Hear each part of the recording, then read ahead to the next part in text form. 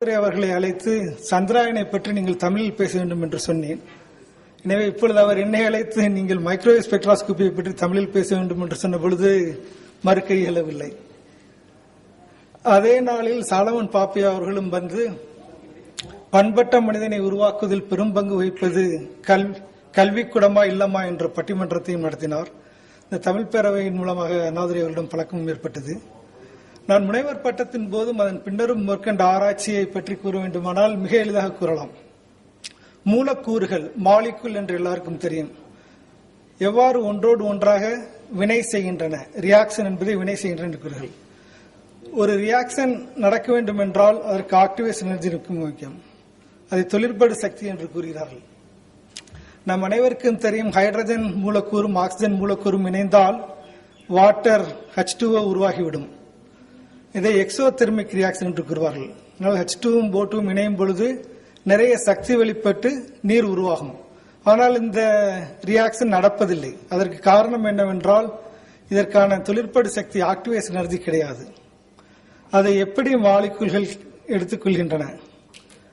ஒரு ரியாக்ஷன் நடக்கும் பொழுது எக்ஸோதெர்மிக் என்று சொன்னேன், சக்தி வெளிப்படும். சக்தி வெளிப்படும் போது அது எவ்வாறு வெளிப்படுகிறது? அட்டாமிக் பாம்பின் அது பிசிக்கல் ரியாக்ஷன் என்று சொல்லலாம், அது கெமிக்கல் ரியாக்ஷன் என்று சொல்ல முடியாது. இந்த விளைபொருள் உள்ள சக்தியை எப்படி பயன்படுத்திக் கொள்ள முடியும்? இந்த அரங்கில் எல்லோரும் லேசர் பாயிண்டரை பார்த்தீர்கள் அல்லவா? சீரொலி என்று கூறுவார்கள். நிறைய இந்த சீரொலியே கெமிக்கல் ரியாக்ஷனிலிருந்து வருகின்ற சக்தியை வைத்துத்தான் உருவாக்கப்பட்டுள்ளது. இதை உருவாக்க பயன்படுத்த முடியுமா? இப்பொழுது நாங்கள் என்ன செய்கிறோம் என்று கேட்டால், ஆங்கிலத்தில் சொல்வேன், making weak bonds and breaking strong bonds. அதான் நாங்கள் செய்கிறோம்.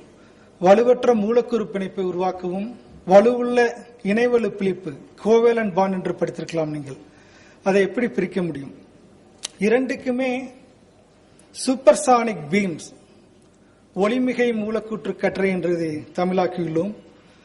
ஒளியை விட வேகமாக செல்லக்கூடிய மாலிகுல்கள் மூலக்கூறு கற்றை. சீரொலி லேசர் என்பது ஒளிக்கற்றை. சீரொலிக்கும் இங்குள்ள விளக்குக்கும் என்ன வித்தியாசம் என்று உங்களுக்கு தெரியும் அல்லவா? சீரொலி என்பது லேசர் பாயிண்ட் இருக்கு.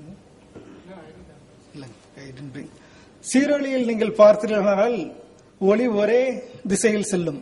இதே மாதிரி மூலக்கூறுகளை ஒரே திசையில் நாம் செலுத்த முடியுமா? இந்த அறையில் நாம் மூலக்கூறுகள் எல்லா திசைகளும் பயணிக்கின்றன. மூலக்கூறுகளை இந்த விளக்கு கற்றை மாதிரி பயணம் செலுத்த முடியுமா? இதை செய்ய முடியும். அதைத்தான் செய்துள்ளோம் நாங்கள். இதை ஏன் செய்கிறோம்? அணுகளுக்கு இடையான இணைவெளி பிரிப்பு கோவேலன்ட் பாண்ட் என்பது எல்லாரும் நன்றாக புரிந்து கொள்ளப்பட்டுள்ளது. ஒரு நீர் மூலக்கூறை எடுத்துக்கொண்டிருந்தால் ஒரு ஆக்சிஜன் ஆட்டமும் 2 ஹைட்ரஜன் ஆட்டமும் உள்ளன.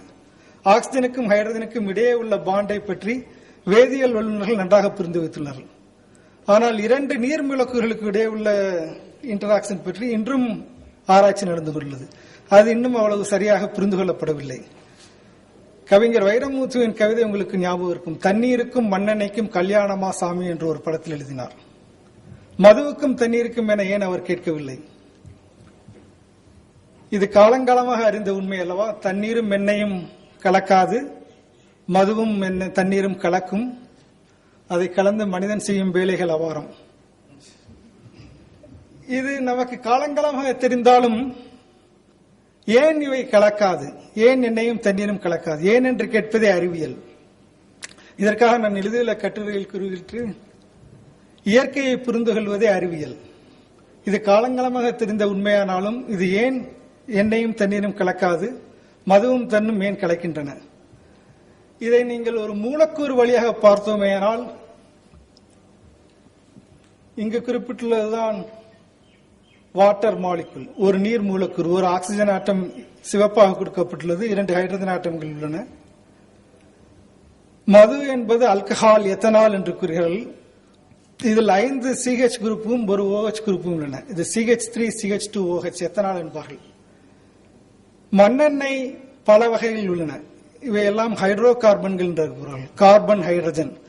இந்த மண்ணெண்ணெய் நான் இங்கே குறிப்பிட்டுள்ளது JP10 என்பார்கள், கெரசின் ஒரு வடிவம். இதைத்தான் நமது இஸ்ரோவும் டிஃபென்ஸ் ரிசர்ச் ஆர்கனைசேஷனும் ராக்கெட் முறைகளாக பயன்படுத்த யோசித்து வருகிறார்கள். இதன் மூலக்கூறு ஃபார்முலா C10H16.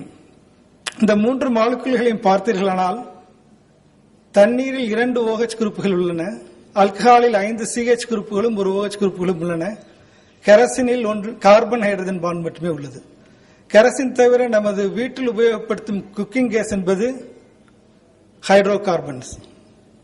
பெட்ரோல், டீசல் எல்லாருமே ஹைட்ரோ கார்பன்ஸ், கார்பன் ஹைட்ரஜன் மட்டுமே உள்ளன. இதே குரலை இந்த அவையில் 2-3 தடவை கேட்டுள்ளோம். அணுவை துளைத்தேல் கடலை பூத்தி குறுக தெரித்த குரல். கடலை பற்றி ஒரு ஆராய்ச்சியாளர் பேசும்பொழுது இந்த குரலை யூசித்தார். நான் இப்பொழுது அணுவையும் அணுவால் உருவான மூலக்கூறுகளையும் பற்றி பேசப் போகிறேன். இந்த குரல் நமக்கு பல காலங்களாக தெரியும். தமிழர்களுக்கு மட்டுமல்ல, கிரேக்கர்களுக்கு அணுவை பற்றி பல காலமாக தெரிந்தது. அணுவை பற்றி எவ்வாறு தெரிந்து கொண்டார்கள்? இதைத்தான் நான் அனுமான அறிவு என்று சொல்லினேன். யூகித்து அறிந்து கொண்டார்கள். அணு ஒன்று இருக்க வேண்டும் என்று யூகித்து அறிந்து கொண்டார்கள். ஆனால் அணுவை நிறைய நிஜமாக மனிதனால் பார்க்கப்பட்டது சமீபத்தில் தான்.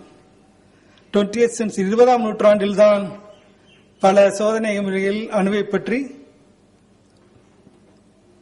சோதனை மூலமாக ப்ரூவ் பண்ண முடிந்தது, நிச்சயமாக உறுதி செய்ய முடிந்தது. அணுவை பற்றி ஆயிரக்கணக்கான வருடங்களாக நாம் பேசி வந்தாலும் சமீபத்தில் தான் அணுவை பார்க்க முடிந்துள்ளது. இப்பொழுது பல சோதனை முயற்சிகளினால் ஒரு அணு, ஒரு மூலக்கூறை நம்மால் பார்க்க முடியும். எனவே தண்ணீரும் மண்ணெண்ணையும் கலக்கவில்லை என்றால் மூலக்கூறு மூலமாக யோசித்து பார்த்தால் தண்ணீரில் 2 நீர் மூலக்கூறுகள் உள்ளன. ஆல்கஹாலையும் தண்ணியும் சேர்க்கும் பொழுது அந்த நீர் மூலக்கூறுகளுக்கு இடையே உள்ள பிணைப்பை முறித்து ஆல்கஹால் உள்ளே செல்ல வேண்டும். அது பண்ண வேண்டும் என்றால் இந்த ஆல்கஹாலுக்கும் தண்ணீருக்கும் ஒரு சமவலுள்ள இணைப்பு உருவாக வேண்டும். அது மண்ணெண்ணைக்கும் தண்ணீருக்கும் முடியாது. நான் இப்பொழுது சொன்னதைத்தான் ஆங்கிலத்தில் குவாலிட்டேட்டிவ் அண்டர்ஸ்டாண்டிங் என்று குறிப்பிட்டுள்ளேன். தமிழில் இதற்கான சரியான வார்த்தையை தேடிக்கொண்டுள்ளேன். Qualitative and quantitative understanding.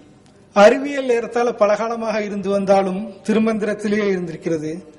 ஒரு மிகப்பெரிய வித்தியாசம் பழைய காலத்துக்கும் இப்பொழுது 20th century அறிவியலுக்கும் உள்ள வித்தியாசம் என்னவென்றால் குவான்டிடேட்டிவ் அண்டர்ஸ்டாண்டிங். நான் என்ன சொன்னேன்? நீருக்கும் ஒரு நீர் மூலக்கூறுக்கும் ஒரு எத்தனால் மூலக்கூறுக்கும் உள்ள பிணைப்பு ஏறத்தாழ 2 நீர் மூலக்கூறுகளுக்குள்ள பிணைப்பை போன்றது. பண்பு, பரிமாணம், குவாலிட்டேட்டிவ் பண்பு, குவாலிட்டியை பண்பு என்பார்கள். அதனால்தான் பாப்பையாவை பண்பட்ட மனிதனை உருவாக்குவதை பற்றி பேச சொன்னோம். எனவே இந்த CH குரூப்புகளுக்கும் OH குரூப்புகளுக்கும் இடையே அதே அளவு வலுவான ஒரு பிணைப்பு உருவாக்க முடியவில்லை. இதை சோதனை மூலமாக புரிய வைக்க முடியுமா? நான் சொன்னது பண்பறிவு. ஒரு நீர் மூலக்கூறுக்கும் ஒரு எத்தனால் மூலக்கூறுக்கும் இடையே உள்ள பிணைப்பு சக்தி எவ்வளவு, ஒரு கெரசின் மாலிகுலுக்கும் ஒரு நீர் மாலிகுலுக்கும் உள்ள பிணைப்பு எவ்வளவு. மூலக்கூறுகள் சிறியவை, மிகச் சிறியவை. இதை பற்றி ஏற்கனவே பலர் சொல்லியுள்ளார்கள். உங்களுக்கு இதை தெளிவாக புரிய வைக்க வேண்டும் என்றால் ஒரு துளி நீரில் ஏறத்தாழ 10⁻20 10⁻20 மூலக்கூறுகள் உள்ளன. இன்றைய அறிவியல் முன்னேற்றத்தில் இதில் ஒன்றை நாம் பார்க்க முடியும். ஒரு நீர் மூலக்கூறும் ஒரு எண்ணெய் மூலக்கூறும் எங்கனம் உறவாடுகின்றன என்பதை ஆய்ந்து அறிய முடியும். இதற்காக ஒளிமிகை நிறைமாலைமானி என்று ஒன்றை பயன்படுத்துகிறோம். Supersonic spectroscopy. சூப்பர்சானிக், இந்த ஒளிமிகை வாயுக்களை பற்றி ஏற்கனவே பலர் பேசியுள்ளார்கள். மூலக்கூறுகள் ஒளியை விட வேகமாக இதில் பயணம் செய்யும். இந்த ஒளிமிகை பீம்ஸை நாம் ஒரு அதிக அழுத்தமுள்ள சேம்பரிலிருந்து குறை அழுத்தமுள்ள சேம்பருக்கு மாலிகுல்கள்